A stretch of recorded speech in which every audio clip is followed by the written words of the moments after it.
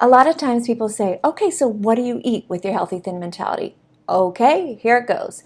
Yesterday, I got up and I had to go to a meeting early. And in the morning, I rushed just like everybody else. So I had some coffee, which I love, with milk, with vitamin D whole milk. Sometimes I have cream. Yesterday, that's what I had in my refrigerator. That's what I enjoy very happily. So I had, I think, probably at least 2 cups of that. Then I went into a meeting, and there were little things I could grab off a little counter that they had laid out for us. And so I really wasn't hungry at that moment, but I took a little piece of banana bread because I thought, well, if I get hungry during the meeting, I'll have it.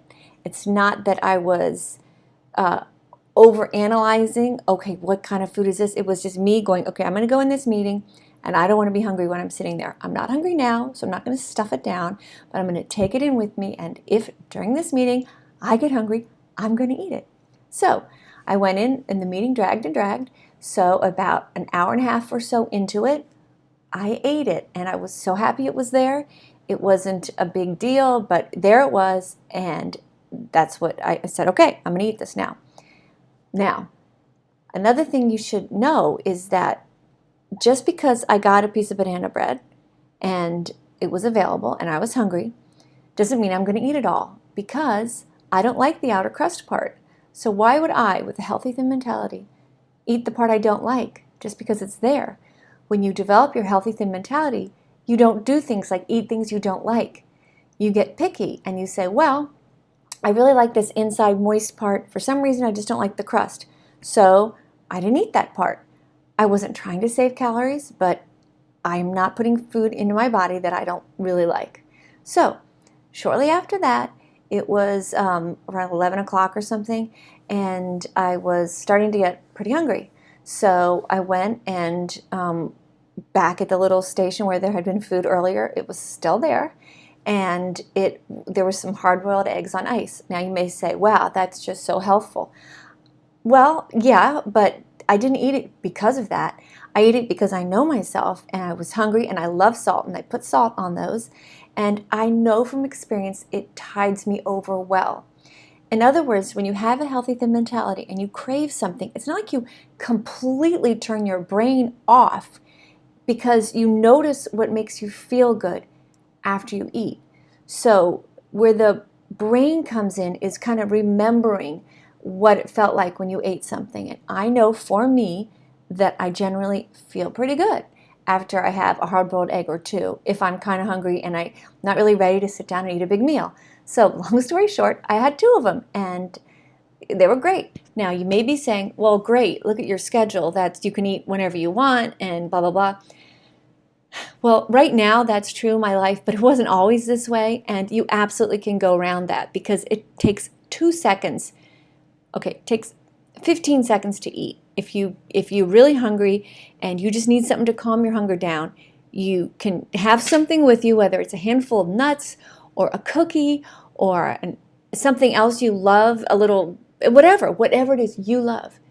You can ingest that pretty quickly. Eating is you think of it as longer because generally you're sitting down and hopefully enjoying other people's company and all that. But if you're really just trying to shush hunger so you can get on with your life until you're going to sit down, and have, a more full experience of food, it doesn't take long. So I'm sitting there telling you I had this piece of banana bread that took 10 seconds. And then I had 2 hard-boiled eggs, in some with cracking them and eating them, I don't know, 2 minutes. I'm a quick eater, yes, but even a slow eater, it wouldn't take that long. So if you're telling me you're living a life where you can't take, let's say, 5 minutes for yourself to satisfy hunger, to keep you healthy and feeling good, then I suggest you look at your schedule and figure out a way. Now, if you are a nurse working in an ICU unit, I know that's harder, and or if you some kind of a job where you really can't, I get it. But figure out a way to either learn about what your hunger rhythms are and have something with you, or make your schedule work for you. Because as important as your job is, as important as all the things that we do in our lives are, taking care of your body and your health and your hunger is a top priority, just as is getting enough rest. So back to my day yesterday. So I know you dieters are out there are counting calories, and I used to, and I know you can't, it's hard to get away from that, but you will eventually. I never look at them anymore, but that you know that I know you're thinking like that. If I had to guess, I would say it was 1:30 in the afternoon. I'd probably had 500 calories total, which you may go, okay, that's not very much. Well, I had more later on in the day, so let me continue. So then about 4:30, I was pretty hungry again. And something I really like is tuna fish on bread that I have. And I was home by then, and I made myself a little tuna fish sandwich, and I have celery in it and regular good old mayonnaise, and I put salt and pepper on it. So instead of being a dieter where I would have had probably more tuna but no mayonnaise, so I would have been getting more protein, but I wouldn't have enjoyed it very much, and no bread. I'm having this fabulous bread that I love. It's very healthful bread, but I eat it because I love it, not because it's ticking off little boxes in my head or, multigrain, blah, blah, blah, blah, blah, blah. No, I'm eating it because it's really good and it makes me feel good. My mouth is watering thinking about it because I'm kind of hungry right now. But I will solve that, in due time, and it will be another great experience. So anyway, yesterday, so I ate that, and I probably had maybe half a sandwich worth, but it was pretty thick. It was probably, I don't know, another 500 calories or something, just for maybe not that much. I don't know, something like that. So here I am, 4:30 or 5 in the afternoon, having had 1,000 calories. I'm guessing, but something like that. Now, in the past, as a dieter, I would have gone, oh God, I only have like, let's see, 500 calories less for dinner now, and that includes the whole night. It's only 4 o'clock, and I would have started going, oh gosh, okay, how am I going to get through the evening? Because I'm going to be pretty hungry again, and all I have left is 400 or 500 or 200 calories, whatever crazy amount of calories I was trying to limit myself to. Well, that doesn't happen with a healthy thin mentality because you're eating in response to hunger all day long, and you don't save calories earlier in the day so that you can eat more at night, because that doesn't make sense when you think about it. You match eating with hunger. So if you're hungry at 4:30 and you can manage to eat something that you love, then you should do it. Now, you may say, well, that kind of hurts family mealtime and all that. Well, I heartily disagree, because I did this plenty of times. What family mealtime is about, if you're a mom and you're cooking, or if you're a dad, or if you're going out with people, that's about being with people. The actual chew time is very small, and you will be healthier and happier if, instead of looking at meal times as, you get to mealtime, then you can, eat, and you're really hungry and you've kind of waited all day, and okay, now you're going to spend your 700 calories because you only ate 300 all day, or whatever calorie thing you're trying to do, or points, or whatever the heck it is. No, that sets you up for overeating at night.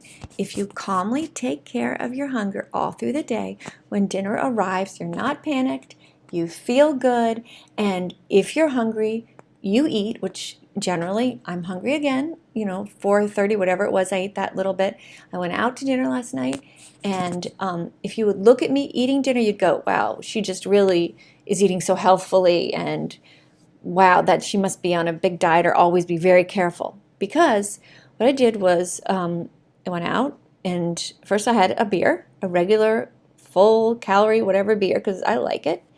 And then I was at this place that has the most amazing, like, small salads, but with this fabulous, like, farm to table things where even a radish is delicious, which I can't even believe that, because I don't think I even like radishes normally.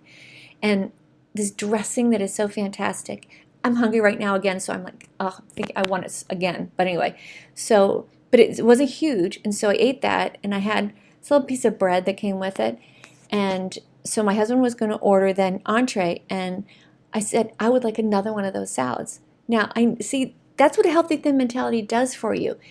If I was a dieter and I'd had a salad, I would have said, okay, now it's time for, protein or something else.